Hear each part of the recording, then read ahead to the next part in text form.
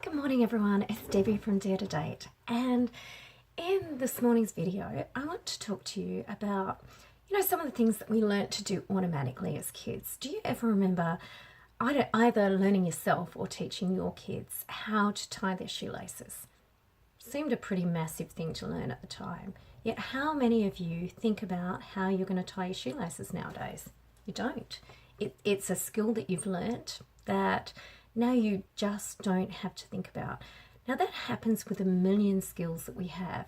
When you first learnt to drive a car, it was massively a huge thing to learn. Any skill, when you first learn it, is hard. And then all of a sudden, once you know how to do it, the brain just does it on automatic. Your subconscious mind takes over and you don't have to think about it, which is really good news because you would be literally exhausted if you had to consciously think about everything that you do.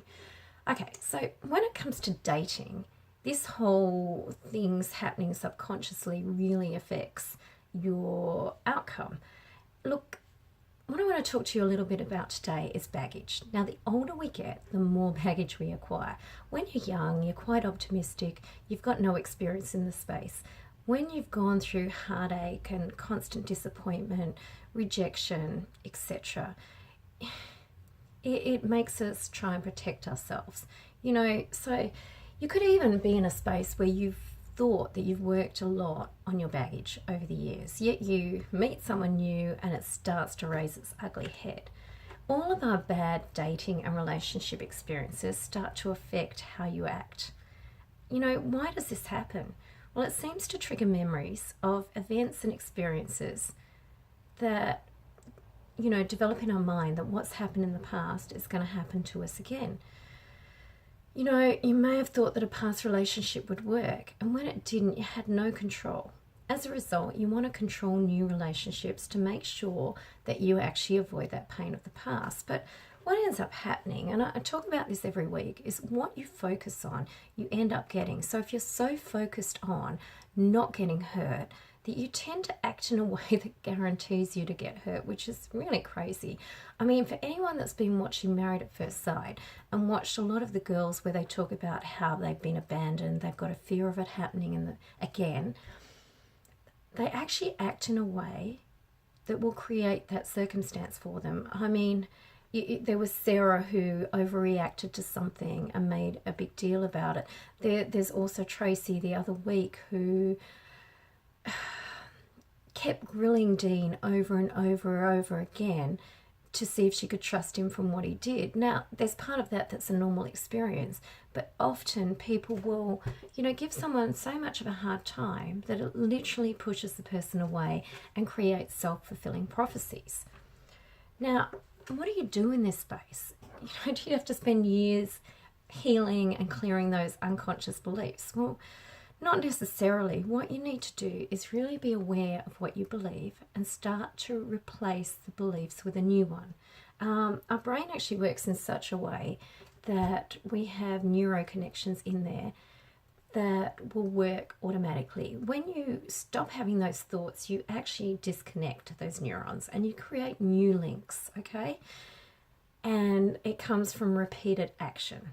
So, for example, if you have that whole fear of being abandoned and you change that to say that the person that you're going to meet is going to be there for you 100%, you're replacing one belief with another.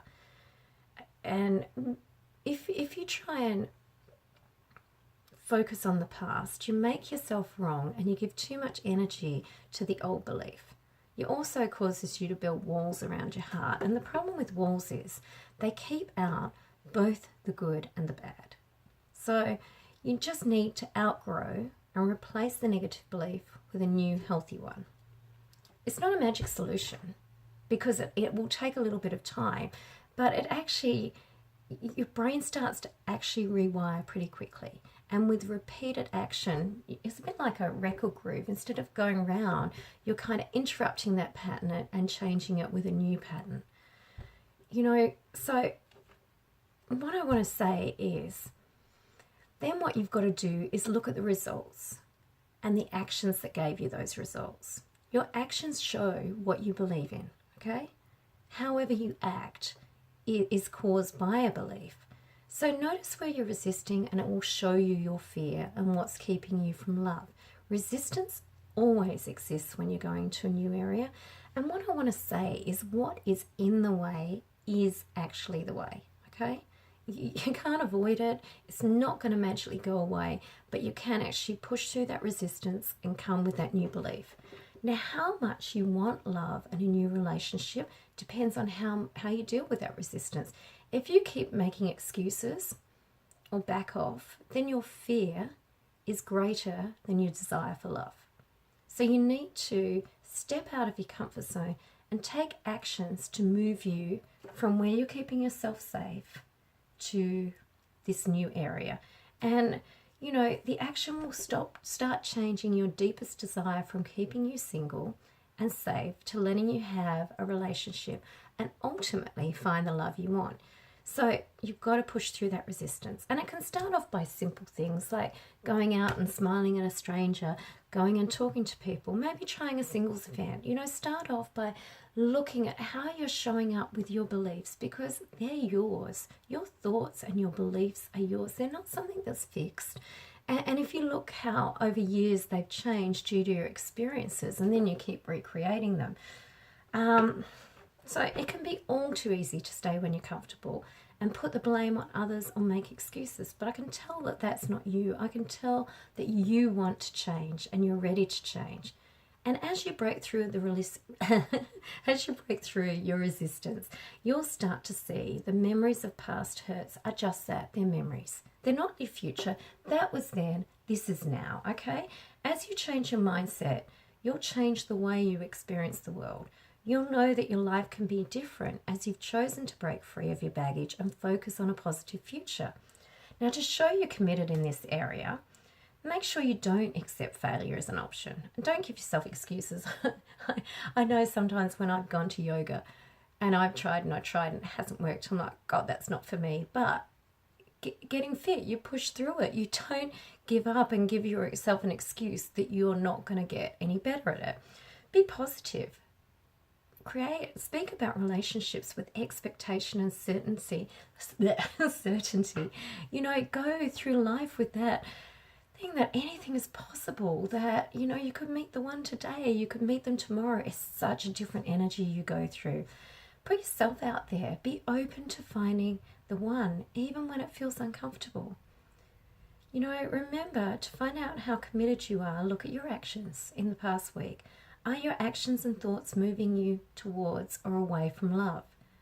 Finally, remember your past does not predict your future. Okay? And look, I want to end off with a bit of a success story. Now, I say it all the time that people could come to one event and find someone. They could come to 10 events and find someone. And I had a guy that I'm not really sure whether he's late 40s or 50. I think he might be 50. Came to one event and was really, you know, not tried any other way of meeting someone. It's his first time at an event, and he actually found someone, and they've been dating for a month and they're pretty happy. So the person you're looking for is looking for you. Don't lose heart. Now, and finally, I want to say, and I say this every week, that, you know, you can have a blind spot. You can have something that is preventing you that you just can't see. And if you want some help in that spot, it's something I love to do, and I've had a lot of success working with singles to change the outcome that they're getting. Now, you can come along, that we do an introductory half-an-hour session where you can see what I can do for you. We can see if we can work together. Why wouldn't you give it a go? What have you got to lose? And you don't want to spend, you know, be in this place next time, still single, still stuck in your baggage. Anyway, with that in mind, hope you enjoy the rest of your Sunday, and I hope to see you soon. Thanks.